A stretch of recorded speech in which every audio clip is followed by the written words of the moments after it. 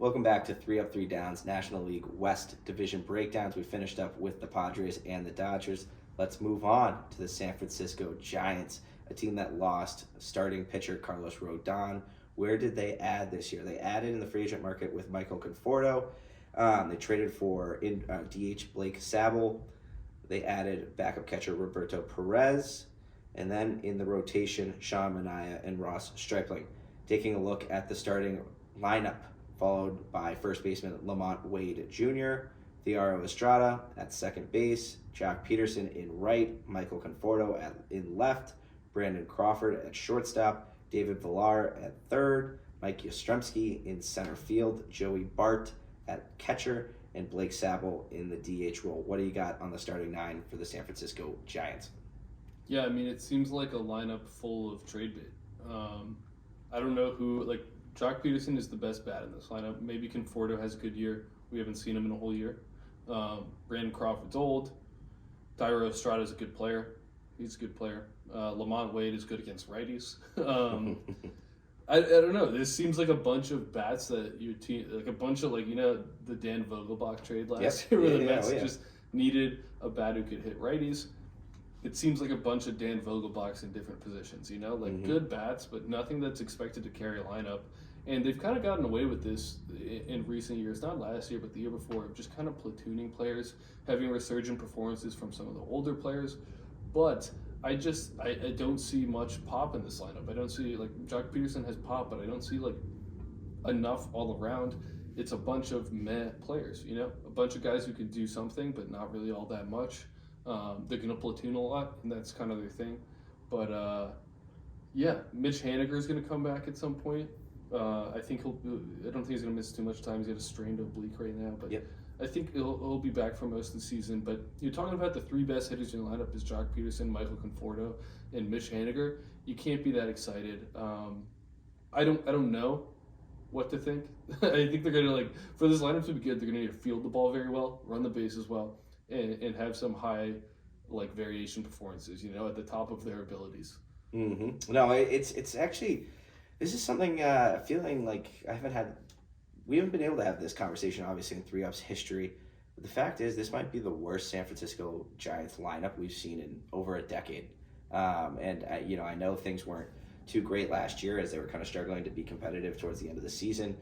They fought hard in that NLWEST for as long as they could, but I look at this lineup and like you said, Jock Peterson being the best bat in the lineup, that's terrifying to me. Yes, it was a resurgence year last year in terms of the power numbers for the guy, but when he is your number one, that is terrifying stuff, and that leaves a lot of question marks. But let's take a look at the rotation, leading off by the likes of Logan Webb, followed by Alex Cobb, Sean Manaea, Ross Stripling, and Alex Wood for the rotation.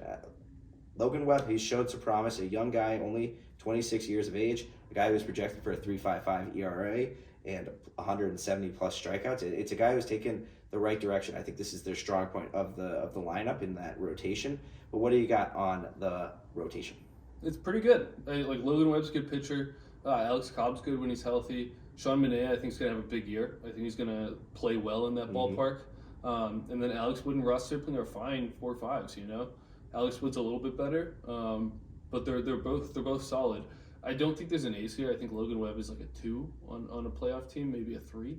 But it's a solid rotation. I think they're going to have good numbers because San Francisco's a good pitcher park, and you see a lot of players play well there. I think Manaea is going to have I think they're going to like that signing a lot. And he struggled with San Diego, but I think he'll have a pretty good year. So he's kind of a guy I'd key in on. Logan Webb is the ace of the team. They're looking for another step from him. And he might give it, but it's a good rotation for that kind of borderline. You're in the wild card race, but you're not really expected to make it. Yeah, no, I completely agree with you. I think for someone like Sean Manaea, I think coming into last year, I think he was still in Oakland. He knew he wasn't going to end in Oakland. He was traded to a competitive team, being the Padres. He kind of was slotted in that 4-5 spot in the rotation, something he's not used to, and he's finally going to get a year where he's pitching in a steady location, and he's knowing that he's going to start the year in a good spot with San Francisco. Maybe not in terms of what's in front of him on the field, but he knows he's in a situation where he's at least there for the long term. Looking at the bullpen in the closer role, they've got Camilo Duvall, followed by Taylor Rogers, John Burbita, Tyler Rogers, brothers, Scott Alexander, Jacob Junis, Sean Kelly, I'm saying Kelly. and Anthony Descalfani. What do you got on the bullpen? Yeah, so Camilo Duvall has got an arm on him. The guy can rip the ball. So he's going to be, I think he could be one of the breakout closers this year if he gets enough save opportunities. But he's a really good arm, and I think they're hoping he breaks out into like an established closer this year. Yeah. So that's something to look at. And then you get the two Roger brothers together for the first time. And one's a sidearm pitcher, isn't he? Yeah, one's got they're both funky, but I think it's Taylor. I think Taylor has the big sidearm, but they're both these huge lanky dudes. Interestingly enough, one throws righty, one throws lefty. Yeah. I don't know how that happened.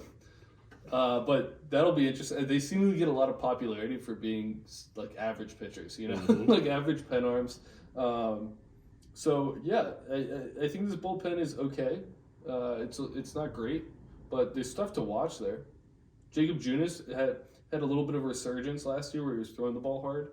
Would be interesting to see what he brings. I know he was starting for a bit. I think the pen may help him out. I could see him breaking out a little bit, kind of similar, and they came from both the Royals, similar to Jorge Lopez. I wouldn't be surprised if Jacob Junis has a Jorge Lopez type year, failing starter, but then can throw gas in the pen. Maybe trade bait, which is what I'm going to say about a lot of this team. What I have said about a lot of this team.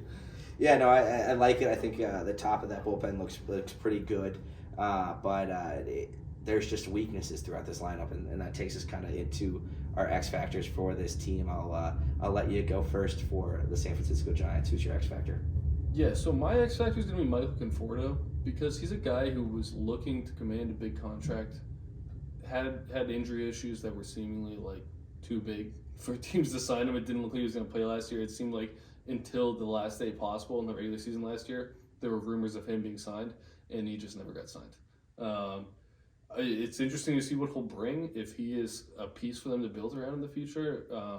I'm not really sure. So Michael Conforto is going to be my X factor. Yeah.